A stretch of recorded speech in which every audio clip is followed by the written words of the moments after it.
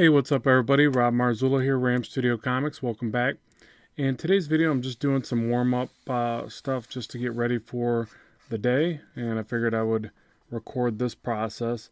So something that, we don't always talk about as much as, how to draw this, how to draw that, is just, basic, just warming up, just getting ready for your day and doing some, feeling out process of your work and practicing a variety of things. So generally, I'll do like poses are a big one for me.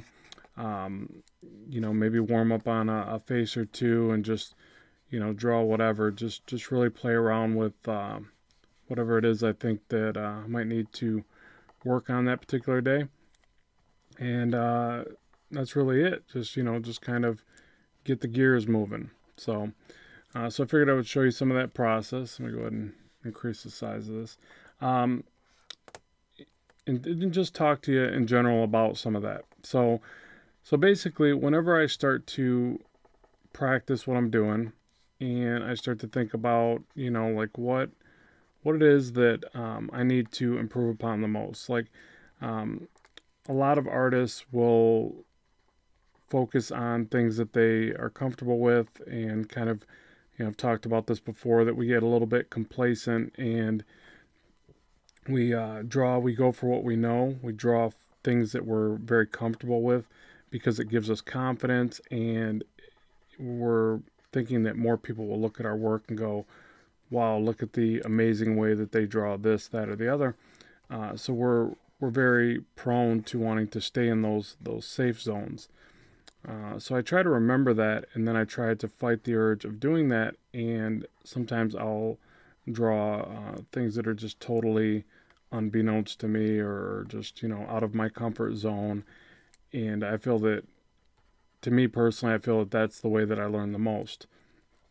Now, I'm not saying that'll necessarily apply to you. You may be a bit different, where that's not so much as a benefit to you, but it's definitely something that I feel I need to do. Like right now, this would be me drawing in my comfort zone. I've probably drawn this particular style of face 100 times, so I can kind of go there and do it with a minimal amount of effort, just because I've done it so much.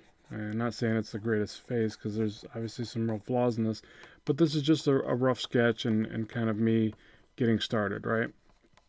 So to fight that, to not do the same thing that I do over and over again, I might take this face and I might, try to do something entirely different with it. Maybe I give this character a totally different hairstyle than I've ever drawn, or try to take it from a young face and make him look extremely old. Whatever, just anything to try to mix it up a bit. And or I might just say, okay, I'm drawing the same thing I've drawn over and over again.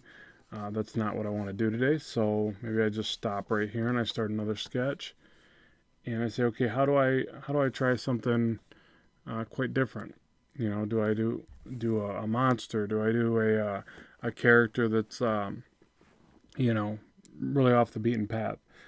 So let me try something like that. So let's try uh, doing something else where I do another head shape, for instance, but then I don't want this to be typical, although it's I've already started very typical. So let's try to throw some immediate weird shapes in there. And this is just a brain buster. There's something just to try to mix it up a bit. So I'll throw this crazy kind of crown-like headpiece thing in there. I'll do, I don't know, maybe the jawline needs to be really elongated so it looks more alien, or monster-like, or whatever. So we'll do that. Maybe the head shape to the back, or another crown type piece, or whatever. So obviously you could tell I have no idea what I'm doing here, or not that I have no idea what I'm doing. Sorry, that I have no idea of what direction I'm taking the piece. I'm just throwing obscure shapes in there. Then I'll try to make something of it. And I think that this can be a great device to kind of, be creative and mix it up a bit, because it is so easy to just getting that habit of just drawing the same old things. So this is a way to kind of beat that. Random shapes are just kind of a neat way to play around with things. And then, typically I might do a neck like this. So to fight that urge, let's try, very sunken over kind of pose. So you get the shoulders up real high like that or whatever. And then, maybe the clavicles or collarbones or whatever you want to call them really sunken down like this. And then, I'm even wanting to fight the urge to give them eyes, but I kind of like eyes. I think they're helpful. So I'll just do a couple sets of eyes or something. And even this, I kind of even feel myself still gravitating towards creature designs that I may have done in the past. So this is where I just have to try to think about, what ways I can mix it up and introduce something else into the design. Maybe I can take the way the neck connects and do like some weird, creepy, I don't know, tendons or muscles or skin or whatever, and make that go right past the collarbone there, like this. So yeah, so this is me just trying to mix it up and not spend a ridiculous amount of time in this piece, because this isn't something that I'm trying to do as a finished piece. I mean, sometimes that happens, that you start with something and then you get a bit excited about the way it's going and you go, oh, I'm going to carry this through, and it becomes a finished piece. But this particular exercise is more just me trying to get my creativity going and come up with something different than I've done before. So, and I think that creature design is really, really great for that, because there's just no real rules, where when you design a character that's humanoid, like the guy off to our right there, it's real easy to get trapped into that set of rules or whatever, that path, because you're thinking, oh, it's a character, it's a guy, is he normal, is he Brutus type guy, is he bulky and muscular, is he so you start thinking about the regular things that you adhere to your characters. It's a lot easier to get trapped in that confinement. Which, really that's something else to practice. Like, how many ways can I design just a male superhero or whatever that character is, and how many ways can I make them look entirely different from one another? So that's another great exercise, to try for yourself. Just, draw this character, but then slowly give him more and more variety. Like, one of the things that it reminds me of that I think is so cool, when you see artists do different suit renditions for their favorite character. That's another great way to be creative. You know the basis of the character you're drawing it for, but then you start to really come up with all these cool variations and subtleties, and sometimes not so subtle differences. And I think that's a great way to be creative. That's another really neat way to experiment and see what you can come up with.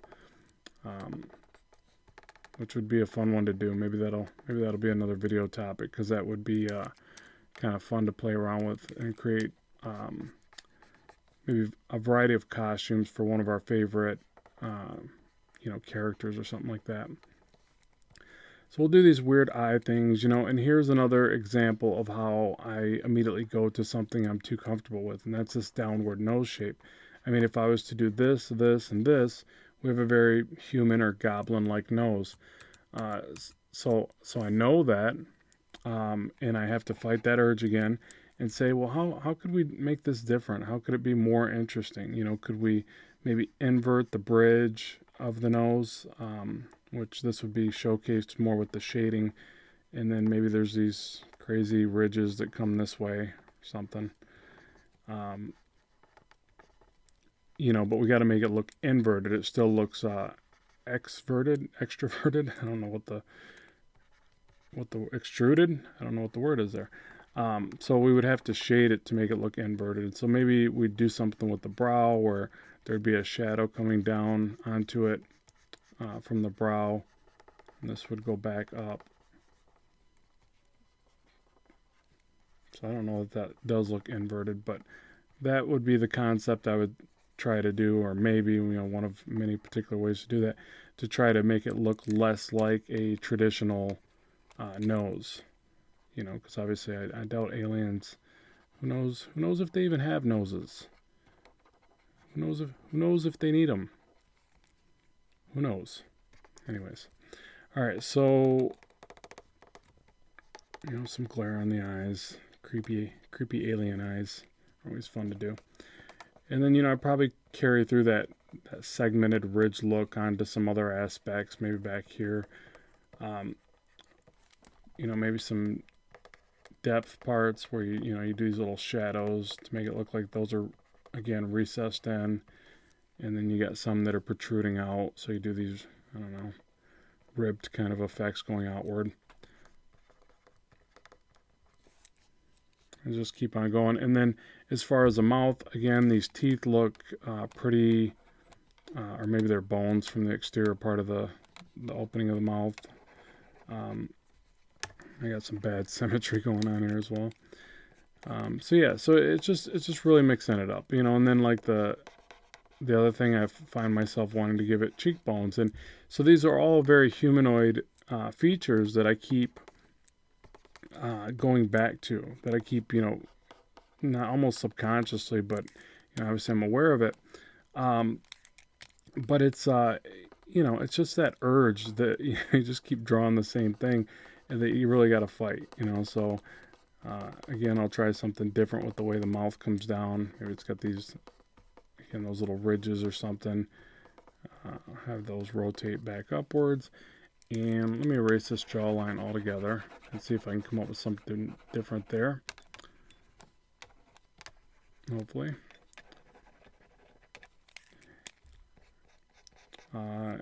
And another thing to keep in mind, another thing that I feel helps at times, is try to change up the size of, whatever pencil or brush you might be using, and try to just loosely, again with the shapes, but just try to loosely kind of throw some things in there and get a feel for what they might look like. So, you can do this by sketching real light, going back and forth, and, re-erasing or whatever, and just trying to build up some different shapes in there. So maybe like, I'm trying to fight, again, the urge that the jawline looks too humanoid. So maybe something that comes out that kind of resembles more of the star shape on the top of the head. And then maybe it comes down, and maybe it's not rigid at all. It could have like a tail at the end of his jaw. It's be kind of creepy, but it's or it could be like an alien goatee. You just never know. So yeah, just trying to throw something different in there. Kind of looks like a manta ray or something, which is kind of cool. Like that's another thing, is I really like looking at nature shots for stuff like this, especially aquatic shots. There are just a lot of things in the ocean that look so alien to us because we're not used to seeing them as much as we're used to seeing, land creatures. So aquatic reference is perfect for alien type renditions, in my opinion. So yeah, so like a couple of ridges here or something, just to make it not look so flat and straight right there. This creepy squid-like tail thingy. I don't know, something like that.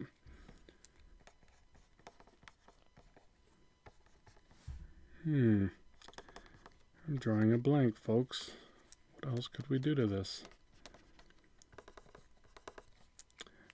Alright, and then I'll get some of the shading. So I'm going to bring the brush size back down. Just get a little bit of separation, shadows, and some things going on here.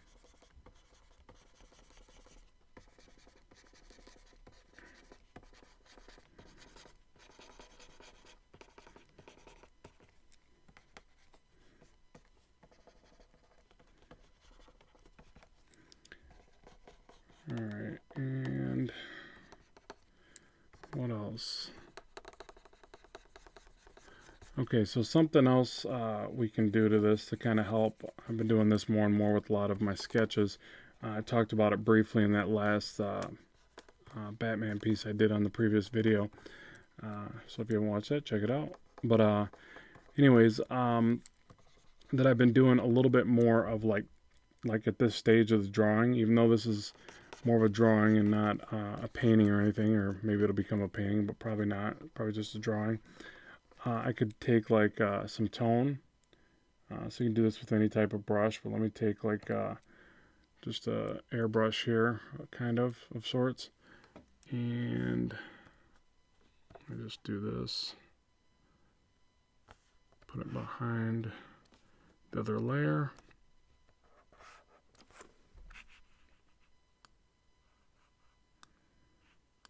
Come on. I don't know why that was so difficult. And just kind of, I don't even like that. Hold on.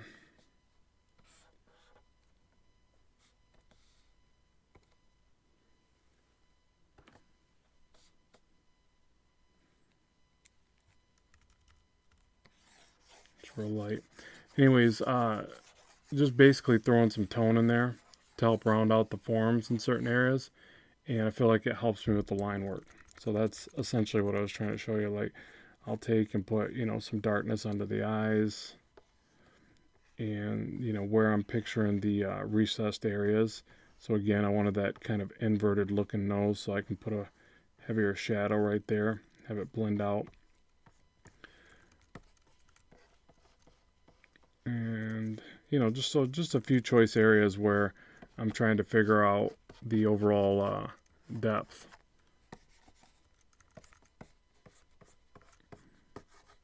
Something like that. Picture this part's kind of rounded right there. So on and so forth. Okay, so there's our little bit of defined area. I guess the eyes would maybe be darker like this. Makes them look a little more creepy. And then just the little highlights here and there. Like that. Okay, so there's our creepy little dude. Or dudette. I don't know what this is. Oh, forgot the other part of the eyes.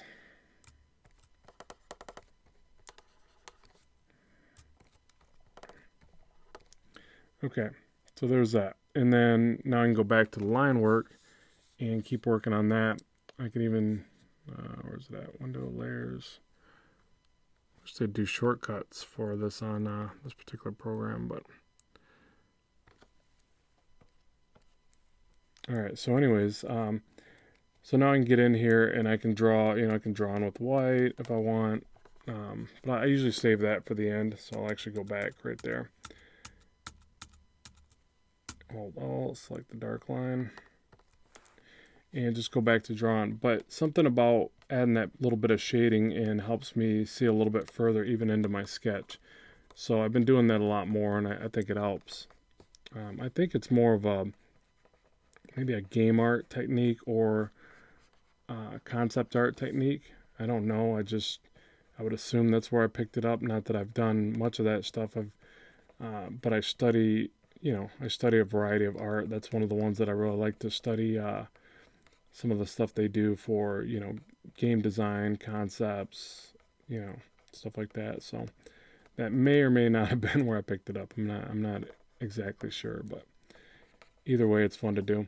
I mean, I guess you even see it even at Comic Cons and things like that when the artists are doing their fan art, and they're like using like the Copic markers and the variety of brushes and things. So it's kind of emulating that effect, I would say. And really, again, back to the whole breaking the monotony of your drawing.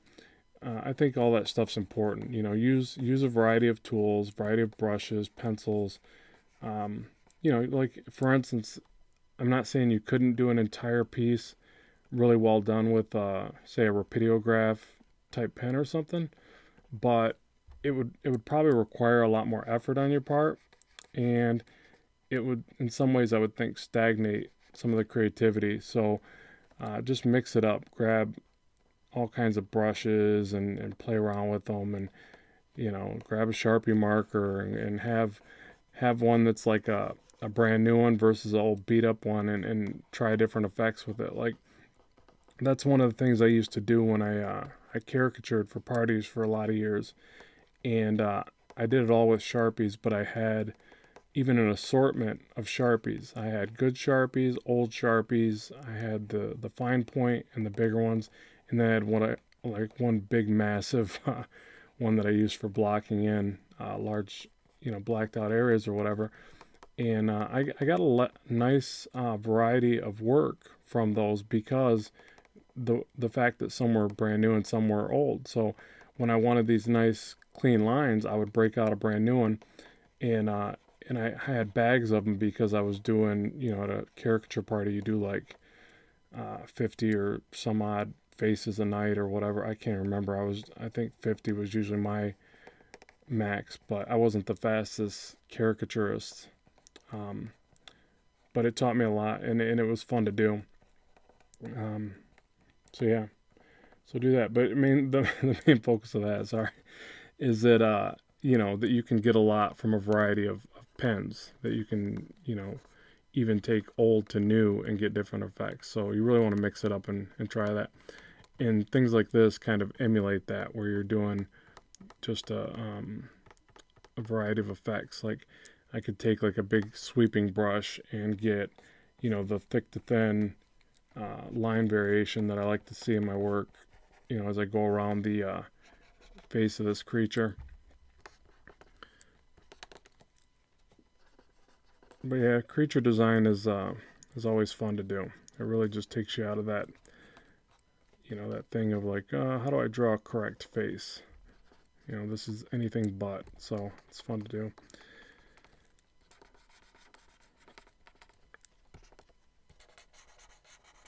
And I think there's a certain freedom too that's so nice about doing this type of stuff, because you're not going, oh, I got the nose wrong. Oh, the eyebrows are funny, or constantly critiquing your work because you're so used to seeing faces. This is like total freedom, where it's like, even the fact that my symmetry is like really bad. If you were to check it like this, and you see that the one horn or whatever this thing is way off. Like, look at the distance from right here to here. So I guess I should try to fix that since it's so bad. Let me see if I can. But I could make the argument that that is just the shape of this alien. And this is exactly how he looks in real life.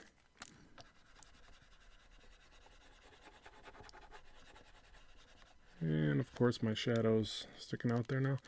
But it's just a fun exercise. So I can't spend too much awfully long on this because I need to get to some real work. But hey, I got to share my videos, so I figured I would try this one. So, let me know too if videos like this are helpful, or, you like more targeted. I'm sure the more targeted videos tend to do well on here, and, like how to draw this, how to draw that. This is more like, how do I warm up and play around and get ready for the day kind of thing. It's not so much, it's more of an exercise than anything. But that's where, you guys just got to comment and let me know what you'd like to see in the future and all that stuff. Keep me busy with ideas. So yeah, so I just kind of keep playing with this and noodling around with it and finding out, different shapes and what I want to see in there. Start getting in some more render lines as I go. And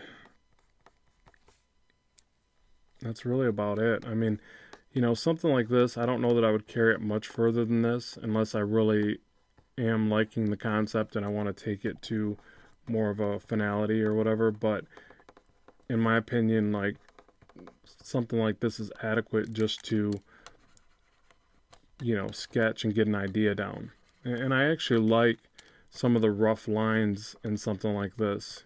It's amazing how much you can convey with a rough sketch if you just kind of keep adding data in there. It doesn't need to always be so crisp and so clean.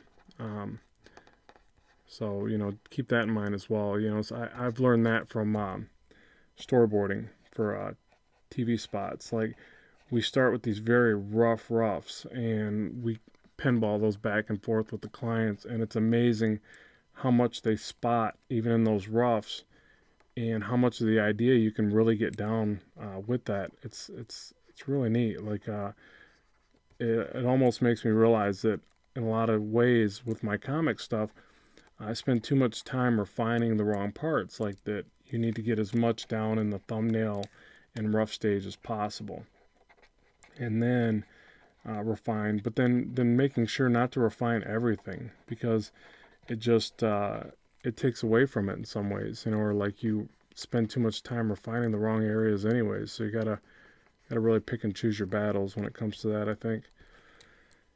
But yeah, so hopefully this little demonstration has been somewhat informative and fun for you. And obviously I can just keep going and going with this and adding more lines and more shading, and then I would go back with a highlight layer, whether it be in the probably the line work. I kind of like going back right at the end and adding these little specular. Like, keep in mind you can always make something look kind of overly glossy by giving it this tiny little pinpoint lights here and there, like on the skin. You could start to make them look a lot more glossy, or probably have them on the teeth, or I don't even know what these are. Teeth, I don't know what these are. Definitely would have it on this little squiggly weird alien goatee thing. You gotta have that looking all shiny just so it adds to the creepiness. But yeah, so anyways, you just go through and do a little bit of that at the end, and there you go, little monster crazy alien sketch dude. So at any rate, there you go. That's today's video. Let me know what you thought and what you'd like to see in the future. Follow me on Twitch and for live streams, and then check out my Gumroad for more video content and my custom brushes, things like that. So as always, thanks very much for tuning in and drawing with me. Keep drawing, keep having fun, and I will talk to you soon.